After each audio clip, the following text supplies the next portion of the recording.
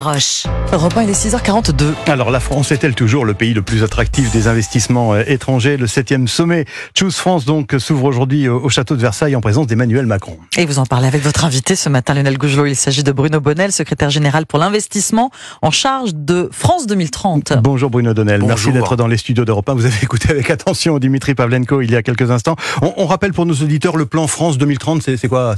France 2030, c'est 54 milliards d'euros qui sont dédiés à l'innovation dans notre pays. Donc, ils soutiennent sous différentes formes les entreprises qui innovent dans le pays, c'est-à-dire qui la projettent dans la France d'après, justement, celle qui est tant critiquée sur la désindustrialisation. Alors, justement, ce sommet se tient alors que la France vient d'être désignée pour la 5e année de suite le pays le plus attractif pour les investissements étrangers. Tous les voyants sont vraiment au vert de ce point de vue-là, Bruno Bonnel? Écoutez, le plus important, c'est de durer. Ça fait 5 ans qu'on est le pays le plus attractif. C'est 5 ans que je viens à différentes antennes le jour de Choose France expliquer que on se maintient. Alors quand le PSG reste à la tête du championnat de France, tout le monde applaudit. Quand la France reste à la tête des pays attractifs en Europe, on dit ouais, mais... Il y a toujours ce mais qui est fatigant. Moi, je viens à votre antenne aussi pour dire que, contrairement à l'édito du Figaro, on a créé... On a perdu, en fait, 600 usines nettes entre 2008 et 2017. Ça, c'est un fait. On est en train d'en créer, on a déjà créé plus de 350, et les projections disent qu'à 2027, on a rattrapé 2008. Donc, en fait, ça marche. La dynamique, elle est bien là. Alors, est-ce que c'est assez ou pas assez? Bon, petit détour sur la dette, 5 minutes. Vous vouliez que pendant le Covid, on n'aide pas les Français? Les gens voulaient qu'on ne fasse pas les PGE pour les entreprises? Ils voulaient se retrouver tous au chômage? Donc je pense que là, il faut arrêter de manipuler des mots magiques. Il y a le mot dette, c'est le mot magique. Moi, je pense qu'aujourd'hui, il y a des entreprises qui se construisent, des usines qui s'ouvrent, il y a une dynamique qui est en train de se mettre dans le pays, et c'est ça qu'il faut souligner. Alors, il va y avoir des annonces aujourd'hui. On parle de 15 milliards d'euros d'investissement avec des noms qui sont déjà avancés. Microsoft, Amazon, Pfizer, McKen, on en parlait dans le journal de 6h30. Ou encore cette start-up allemande, Lilium, qui est pour un projet dans l'aéronautique en Gironde. Qu'est-ce qui attire ces géants, Bruno Bonnel? D'abord, ce qui attire ces géants, c'est un pays où il y a de la formation. Et dans le plan France 2030, il y a 2 milliards d'euros qui sont consacrés à ouvrir des écoles. École de la batterie, école de l'hydrogène, école du nucléaire. Donc aujourd'hui, on trouve de la compétence en France. Ça, c'est important. La deuxième chose, c'est que c'est un pays qui est attirant parce qu'il est stable sur le plan fiscal. On oublie aussi de le dire. Ça n'a pas toujours été le cas. Mais peut-être, mais depuis 2017, c'est le cas. Et il faut une fois de plus le souligner. Moi, je parle pas de Mozart ou que sais-je. Je parle simplement d'un plan. Ce plan, il existe, il est déroulé depuis 7 ans maintenant. Il continue de se dérouler. Et ça attire les investisseurs. Et puis la dernière composante, c'est que on voit bien aujourd'hui en France qu'il y a des synergies qui se font. Quand Solvay décide de remettre une entreprise de terres rares en France, ou quand vous avez une petite société espagnole qui Fertigui s'appelle, qui décide de faire des engrais décarbonés, c'est parce qu'il y a un plan qui est clair, il y a des synergies qui peuvent se faire sur le plan industriel, il y a une dynamique qui est en train de se créer.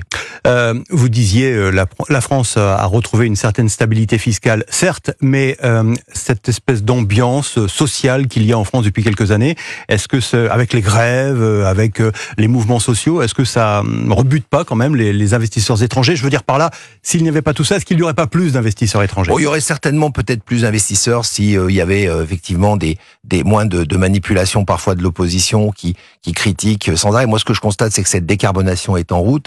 Je constate qu'il y a je répète, des formations qui sont là. Alors, rien que sur la Normandie, par exemple. On a mis 42 millions sur les formations sur le nucléaire. Le nucléaire, c'est certainement une des énergies décarbonées les plus intéressantes de l'avenir parce qu'elle est stable. Trouver des compétences sur ce territoire va faire que mécaniquement, il y aura des entreprises qui vont s'installer. Les Jeux Olympiques, ça a une influence quelconque par rapport aux investissements? Le moral. Les Jeux Olympiques, c'est le moral. Il faut quand même redonner un peu de morale. Moi, je m'aperçois, si vous voulez, que les 3 des journaux de dimanche, c'était le départ de Mbappé comme si tout s'était arrêté. Non, il y a les Jeux Olympiques. Donc, il y a une vie après Mbappé. Et ça veut dire qu'il y a une dynamique qui est en train de se créer dans notre territoire. Il faut en profiter. Ça va attirer des étrangers qui vont voir, en plus de tous les aspects économiques, les beautés de la France. Mais est-ce que ça peut aussi attirer des investisseurs derrière? Oui, certainement. Je pense que ça met la France un petit peu sur le podium, justement, des nations. Ça redonnera de l'intérêt à notre pays, sans aucun doute. Alors, on rappelle que France 2030, c'est une enveloppe de 54 milliards d'euros, oui. C'est ça. Pendant que l'État cherche à faire des économies, vous ne craignez pas, vous, d'être obligé un petit peu de raboter? Mais non, on vous a pas demandé de faire un effort? Il faut faire des économies intelligentes. Et là, je pense que détruire ce qui est le plus important, c'est-à-dire l'investissement dans l'avenir pour nos enfants, est critique. Donc non, ces 54 milliards sont sanctuarisés, ça a été répété plusieurs fois. Et on continue. On a déjà engagé 32. C'est important. Ça a permis de créer, effectivement, je l'ai dit, des centaines de formations, mais également de soutenir des centaines d'entreprises. 3700 exactement à aujourd'hui. Je crois qu'on est dans une belle dynamique. Ça serait dommage de la casser. On freine pas sur la glace. Oui, effectivement. Deux mots sur sur le contexte de ces rencontres de Versailles. En fait, tout a été bouclé par avance. Le fait de se retrouver à Versailles sous les ors du château de Versailles, est-ce que ça sert vraiment à grand chose? Ou alors est-ce qu'il va y avoir encore d'autres annonces, d'autres projets qui vont être annoncés aujourd'hui? Alors il y a deux choses. D'abord, il y a 180 chefs d'entreprises étrangers qui viennent. C'est un record, c'est important. Ils viennent tous, ce sont des présidents et directeurs généraux d'entreprises. Ils découvrent pour certains la France. Et donc à Versailles, dans ces petits speed dates que nous faisons sous les grands tableaux napoléoniens. Ça joue aussi, ça? Mais énormément. Et il y a ce côté effectivement prestige de la France, spectacle, mais surtout commence à se négocier des opérations qui se feront l'année prochaine. Qui seront annoncées l'année prochaine. Moi, par exemple, quand vous reviendrez l'année prochaine. Moi, j'ai un rendez-vous toutes les demi-heures jusqu'à 23h ce soir. Donc ça, j'espère que ça va quand même porter profit parce que c'est fatigant. Écoutez, bon courage et merci d'avoir été en direct dans les studios d'Europe 1 ce matin. Bruno Bonnell, secrétaire général pour l'investissement de France 2030.